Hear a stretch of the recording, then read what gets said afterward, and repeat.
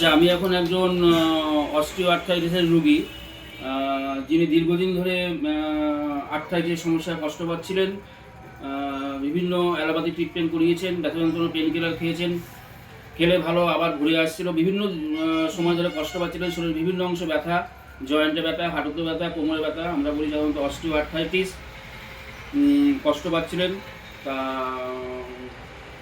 আপনি কোথা থেকে এসেছেন? আমি এসেছি আপনার সোনপুর থেকে। আচ্ছা, আমার কাছে আসার আগে আপনার কি কি কষ্ট ছিল শরীরে? ওই তো বললাম, ওই কোমরের থেকে ভীষণ যন্ত্রণা হতো, হাত পা। আর কোথায় যন্ত্রণা হতো বলুন? এই কোমরের থেকে এই পাটা বেশি, ডান পাটা বেশি, বাঁ পাটা কম, আর এই হাতটা যন্ত্রণা করতো, সেটা কমে গেছে। আমার কাছে হোমিওপ্যাথিক ওষুধ খাওয়ার পরে আপনি এখন অনেক ভালো আমি আছেন। অনেক ভালো। আচ্ছা, এর আগে কি আপনি হোমিওপ্যাথিক খেয়েছেন?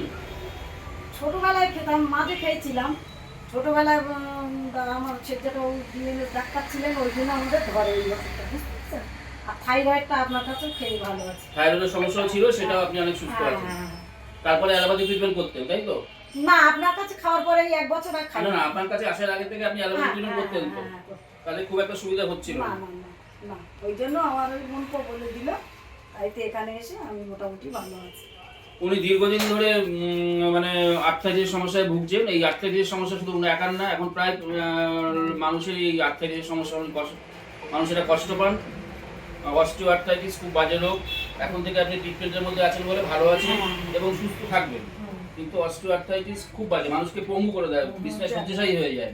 সেখান থেকে আপনি ভালো আছেন। আপনি ট্রিটমেন্টের মধ্যে থাক, ওষুধ খান, আপনি একদম সুস্থ হয়ে যাবেন। অস্টিওআর্থ্রাইটিস আপনি একদম ভালো হয়ে যাবেন, ঠিক আছে?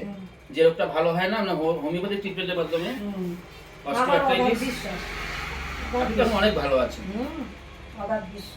থাইরয়েডের সমস্যাটা, যেটা অ্যালোপ্যাথিক ওষুধে এলটক্সিন দীর্ঘদিন ধরে খেয়ে যেতে হয়, সেটা আপনি এখন খাচ্ছেন না। উনি এলটক্সিন এখন খান না। দীর্ঘদিন ধরে অনেক হাই পাওয়ারে এলটক্সিন খেতেন, 125 খেতেন। সেখানে আমাদের হোমিওপ্যাথিক ট্রিটমেন্ট করে উনি এখন এলটক্সিন ছেড়ে দিয়ে এখন থাইরয়েডটা লেভেলও কমে একদম নর্মালে আছে এবং ট্রিটমেন্টের মধ্যে থেকে উনি ভালো আছে, তাই তো?